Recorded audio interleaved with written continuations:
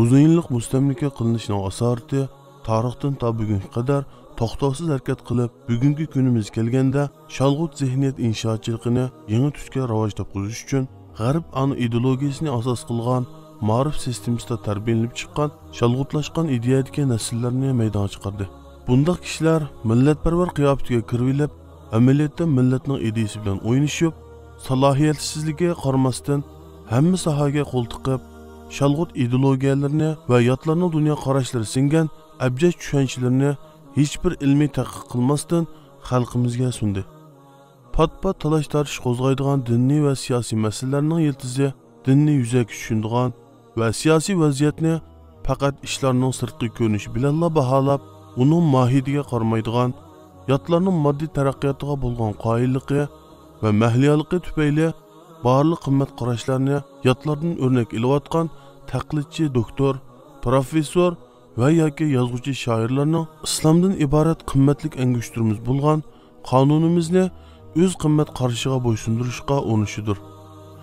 Xuddi kommunistlar islom dinini sotsializmga moslashtirishni talab qilganidek, chet ellarda shalg'ut zihniyat nimkashlari ijara ilingan ideologiyalarni mayli siyosiy, mayli ilmiy jihatdan har qadamda burniga yeb turishiga qaramasdan millatga yutqizish uchun tipirilmoqda. To'g'ri, bugun musulmonlar moddiy taraqqiyot jihatda orqada qolgan, axloqlari chekingan bo'lsa, bu hargizmi islom dinining aybi emas. Xuddi mashhur da'vatchi Zakir Naik aytgandek, bir esil mashinani shoför yaxshi haydayolmay qatnash hodisi keltirib chiqargan bo'lsa, ayb hargizmi mashinada emas, balki shoförda. Shuningga o'xshagan musulmonlar islomning asli prinsiplariga haqiqiy ravishda amal qilmay, islomiy tushunchalari buzilib, aqida jihatda qaloqlashib, moddiy va ma'naviy jihatda chekingan bo'lsa, bu dal aqida jihatda qaloqlashib, islomga haqiqiy amal qilmayotgan musulmonlarning xatoliklarining natijasidir. Musulmonlar islomning asl yo'l yo'riqlaridan ezib ketish orqali din dushmanlarining ideviy hujumiga yo'ch qochdi. Shaytonlar bu yo'chiqdan foydalanib, islomiy jamiyatga singib kirib, suiqasdlik planlarini amalga oshirishga muvaffaq bo'ldi va bugungi kunimizdagidek shalg'utlashgan nasllarni maydonga chiqardi. Navoda islomiy jamiyat islomning ruhini to'g'ri ijro qilgan bo'lsa, shaytonlar qaysi yo'chiqdan kira oladi? Musulmonlar jamiyati o'zi aqida qilgan ilohiy yo'lga astoydil rioya qilmay, jahiliyatning buzuq urf-odatlarga yenib olganligi, aqida jihatda qaloqlashning sababidan yotlarning narsalarga mas'ul hayron bo'lishdan kelib chiqqan ruhiy mag'lubiyatning natijasi kuchli g'oliblarning hamisha to'g'ri bo'ladi deb o'ylaganliklarining asarati. Navoda musulmonlar haqiqiy musulmondachilikni saqlab tura olgan bo'lsa-edi, ishlar hargizmi bugünkidek bo'lmas edi.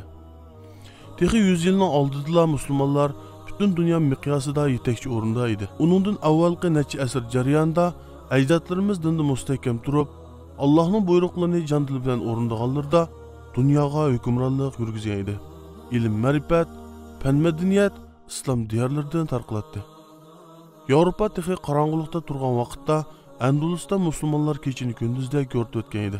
Hatto Yevropa va boshqa yerlarda arabcha o'rganish modaga aylangan. Va Yevropada musulmonlar diyorlariga o'qish uchun o'quvchilar kelib ilm oladi.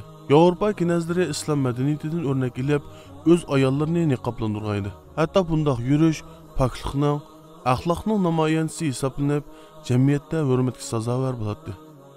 Mana bugun musulmonlar ojizlashib, yer yuzi fasod taralgan kunlarda iffatlik ayollar ayiblik, yalang'ochlanish olqishga sazovor bo'lmoqda. Mana bu islom madaniyati bilan kufr madaniyatining farqidir. Musulmonlar orqada qolgan bu holatimizni o'zgartirish uchun hargizmi shalg'utlashib, dinimizdan yiroqlashishimiz shart emas. Tub qimmat qarash va islomimizni saqlab qolgan asosda zamonlashishni va taraqqiyotni amalga oshirishimiz kerak.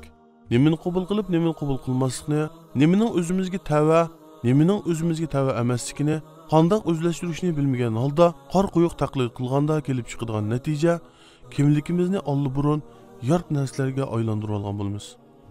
Eng xatarligi dunyo va oxiratlik baxt soatimiz bo'lgan islomdan ayrilgan bo'lamiz.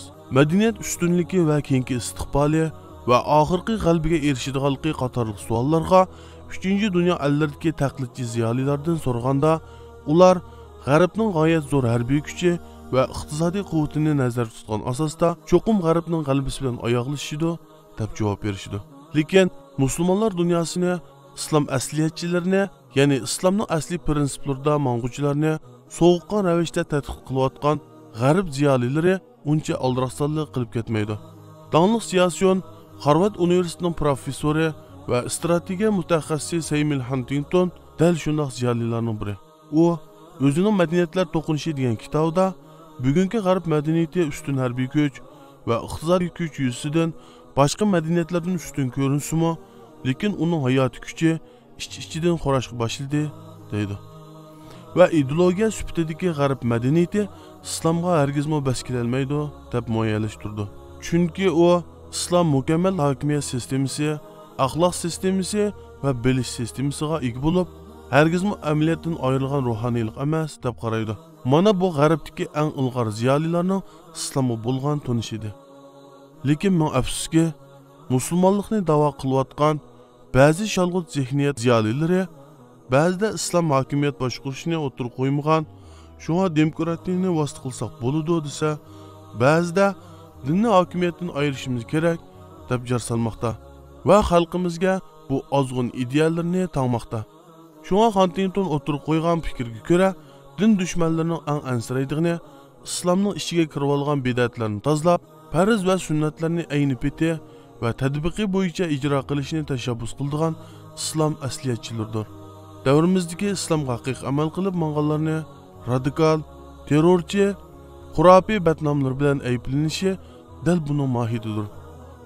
To'xtamasdan niqoblanganlarga, qora kiyimlarga, soqollarga, islom ahkomlariga qilingan hujumlar buning misolidir. Shuning uchun Sharq Turkiston xalqi qaytadan bosh ko'taramiz deydiganmiz, cho'qim dinimizning ko'rsatmalariga haqiqiy yepishib, o'zimizni kuchlantirishimiz, islom asosida birlashib, zolim Xitoylarga qarshi qurolli kurashga atlanishimiz kerak. Bizning bu ko'rishimiz imonimizning zo'riyatidir. Bu yo'lda sapning oldida qilich ko'tarib mangan va ma'olaydigan fidokor azmatlar kerak. Sharq Turkiston xalqi madaniyat taqlidchilarining xalqimizga solgan ziyonkashliklarini hech unutib qolgani yo'q. Azodlik yo'limizdagi kurashlarimizda Rabbimizning ko'rsatmalari va Rasulimizning shonliq musofisi quyosh kabi chaqnab turibdi. Biz bo'lsak, bu yo'lda davom qilamiz inshaalloh.